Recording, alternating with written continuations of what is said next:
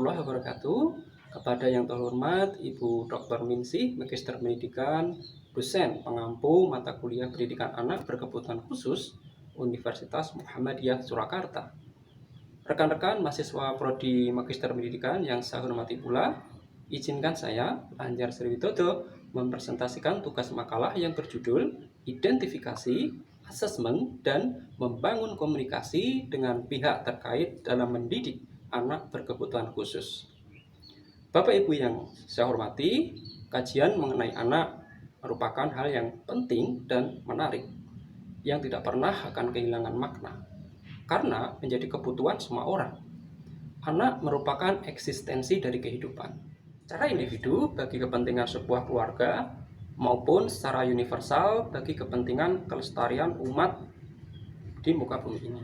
Karena itu, dua eksistensi terpenting bagi kelahiran seorang anak adalah satu sebagai generasi penerus, dan yang kedua sebagai generasi pemelihara dan pelurus nilai-nilai ilahiyah. Allah Subhanahu wa Ta'ala telah berfirman dalam Quran Surat An-Nisa ayat 9 yang artinya, hendaklah mereka takut kepada Allah jika meninggalkan generasi yang lemah di belakang mereka, yang mereka khawatir terhadap kesejahteraannya. Karena itu, hendaklah mereka bertakwa kepada Allah dan mengucapkan perkataan yang baik. Melalui ayat tersebut, Allah mengisyaratkan agar setiap orang tua atau orang dewasa agar jangan meninggalkan anak atau generasi yang lemah, baik lemah iman, lemah intelektual, lemah kemanusiaan, dan lemah fisik.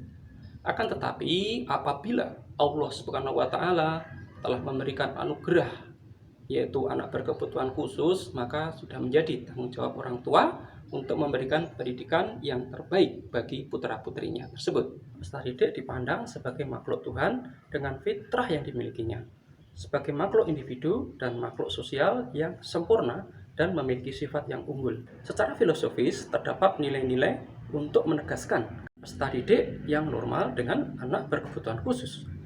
Kedua jenis peserta didik ini memiliki nilai yang sama dalam konsep ketuhanan. Mereka adalah makhluk Allah dan menjadi amanah bagi kedua orang tuanya. Dalam hal ini, pendidikan anak berkebutuhan khusus harus diperhatikan lebih baik, sebagaimana pendidikan untuk anak normal. Dan hal ini telah disinggung oleh Allah dalam Quran Surat Abasa ayat 1 sampai dengan 7, yang terkait dengan komunikasi Rasulullah SAW terhadap para pembesar Quraisy yang saat itu diharapkan oleh Rasulullah SAW akan masuk Islam. Saat Rasulullah sedang memberikan pengarahan tentang agama Islam, tiba-tiba masuklah Abdullah ibnu Ummi Maktum yang tidak bisa melihat, datang, dan sepertinya Rasulullah SAW tidak menghendaki kehadirannya, sehingga ia bermuka masam dan berpaling darinya. Seketika itu Allah menegur tindakan Rasulullah SAW dan menurunkan ayat ini. Dari ayat ini, Allah Subhanahu wa Ta'ala memerintahkan kepada Rasulullah SAW agar tidak membeda-bedakan antara sosok yang mulia dan yang berkebutuhan khusus. Termasuk dalam konteks pembelajaran di sekolah, diperlukan sikap guru dan siswa yang tidak membeda-bedakan antara peserta didik yang normal dengan anak yang berkebutuhan khusus. Anak berkebutuhan khusus akan mencapai hasil yang optimal jika guru mampu mengidentifikasi karakteristik anak berkebutuhan khusus sebelum mengembangkan pembelajaran, baik karakteristik secara umum maupun secara khusus. Karakteristik umum berupa pengetahuan tentang sejumlah kelebihan yang dimiliki oleh anak berkebutuhan khusus, sedang karakteristik khusus ialah data yang diperoleh guru baik dari hasil identifikasinya maupun dari identifikator profesional.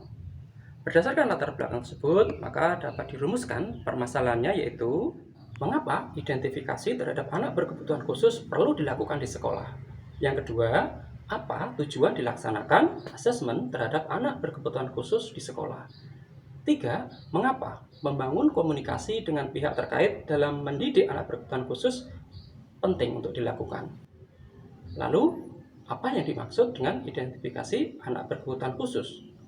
Identifikasi adalah kegiatan untuk mengenal atau menandai sesuatu yang dimaknai sebagai proses penjaringan, proses menemukan kasus, yaitu menemukan anak yang mempunyai kelainan atau masalah, atau proses pendeteksian dini terhadap anak berkebutuhan khusus.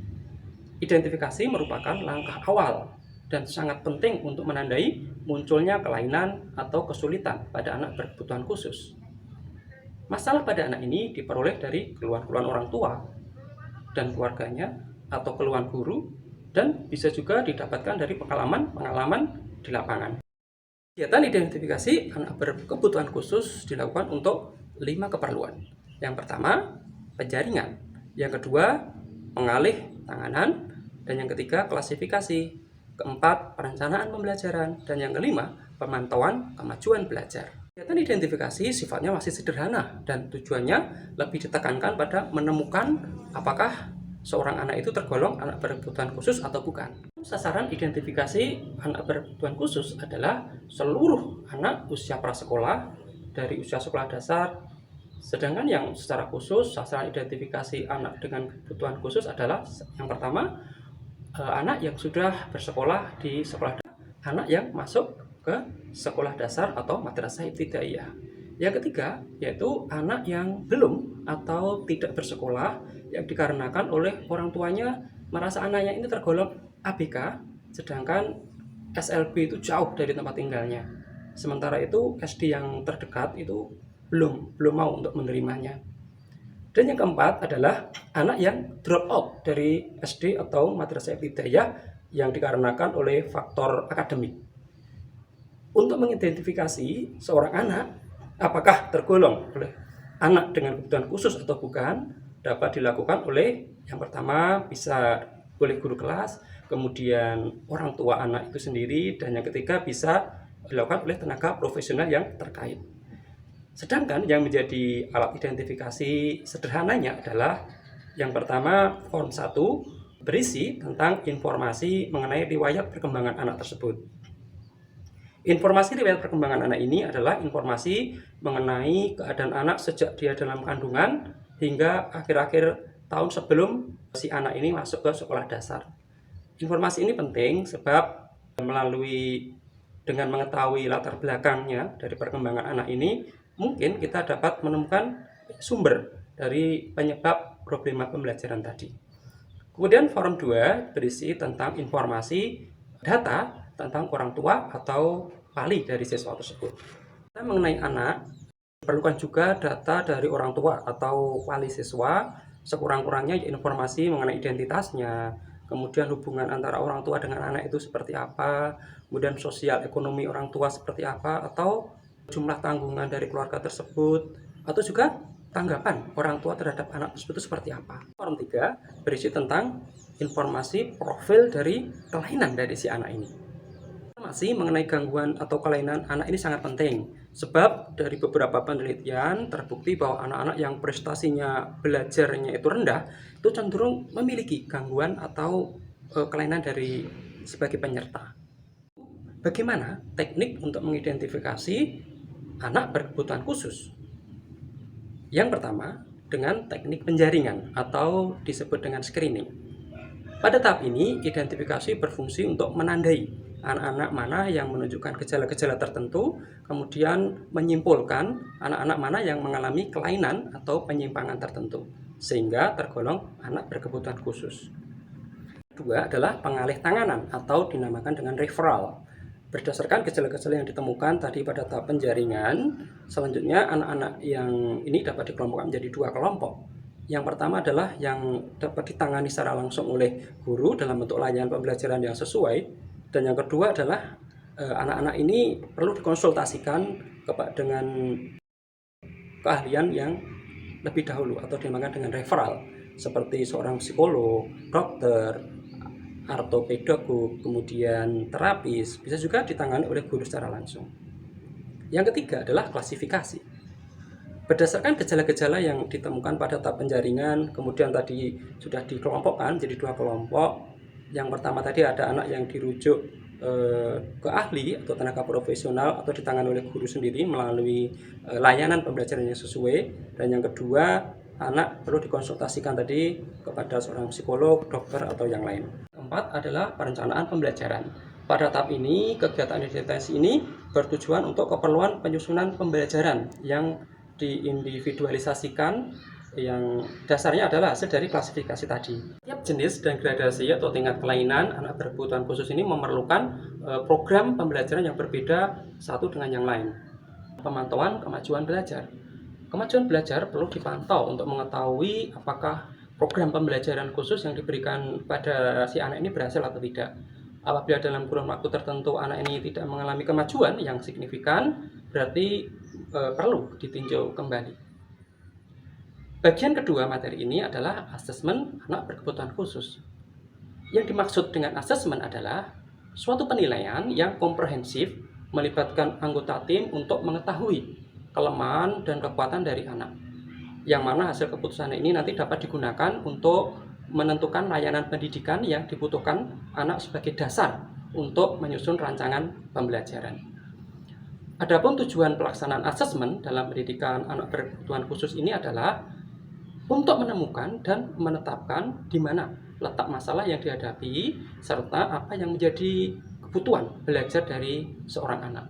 Nah, berdasarkan informasi itulah seorang guru akan dapat menyusun program pembelajaran yang bersifat realistik dan objektif, ya, sesuai dengan kenyataan tentang anak tersebut.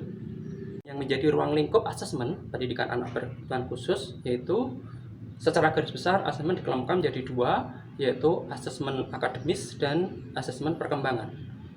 Asesmen akademis menekankan pada upaya mengukur pencapaian prestasi belajar siswa. Pada asesmen akademik, aspek yang diakses antara adalah bidang-bidang kemampuan dan keterampilan akademik seperti keterampilan membaca, menulis, berhitung, atau matematika. Sedangkan asesmen perkembangan mengutamakan pada aspek-aspek yang berkaitan dengan keterampilan prasyarat yang diperlukan untuk keberhasilan bidang akademik. Lalu, bagaimana langkah-langkah penyusunan instrumen asesmen? Yang pertama adalah memahami aspek atau ruang lingkup yang akan diakses. Yang kedua, menyusun kisi-kisi instrumen asesmen. Dan yang ketiga adalah mengembangkan butir-butir soal menjadi kisi-kisi yang telah dibuat. Dari materi ini adalah bagaimana membangun komunikasi dengan pihak-pihak yang terkait dalam upaya mendidik anak berkebutuhan khusus ini. Pihak-pihak yang terkait dalam mendidik anak berkebutuhan khusus antara lain yang pertama adalah keluarga. Dukungan dan penerimaan dari orang tua dan anggota keluarga yang lain akan memberikan energi dan kepercayaan dalam diri anak untuk lebih berusaha mempelajari dan mencoba hal-hal baru yang terkait dengan keterampilan hidupnya. Tetapi sebaliknya, penolakan atau minimnya dukungan dari orang-orang terdekat ini akan membuat mereka semakin rendah diri dan menarik diri dari lingkungan. Kemudian yang kedua adalah sekolah. Peran aktif pihak sekolah merupakan bentuk dukungan sosial yang menentukan kesehatan dan perkembangannya, baik secara fisik maupun psikologisnya. Dukungan sosial yang dimaksud sebagai keberadaan dan kesediaan orang-orang yang berarti, yang dapat dipercaya untuk membantu, mendorong, menerima, dan menjaga individu dari anak berkebutuhan khusus ini. Adalah pendamping. Keberadaan seorang pendamping bagi anak berkebutuhan khusus ini memiliki makna yang sangat berarti bagi proses perlindungan dan tumbuh kembangnya nanti.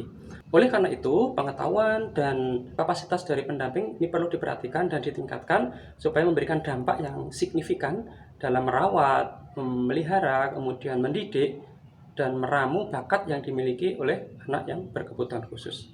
Kemudian yang terakhir adalah pemerintah dan pemerintah daerah. Undang-Undang Nomor 20 Tahun 2003 telah mengamanatkan bahwa pemerintah dan pemerintah daerah wajib memberikan layanan dan kemudahan serta menjamin terselenggaranya pendidikan yang bermutu bagi setiap warga negara tanpa adanya diskriminasi. Ketentuan tersebut kemudian ditindaklanjuti dengan terbitnya surat edaran dari Direktorat Jenderal Pendidikan Dasar dan Menengah tentang penyelenggaraan sekolah inklusi di setiap kabupaten dan kota sekurang-kurangnya 4 buah jenjang SD, SMP, dan SMK. Demikian presentasi yang dapat saya sampaikan. Kurang lebihnya mohon maaf. Yang besar-besarnya beliau Teguh Hidayah. Wassalamualaikum warahmatullahi wabarakatuh.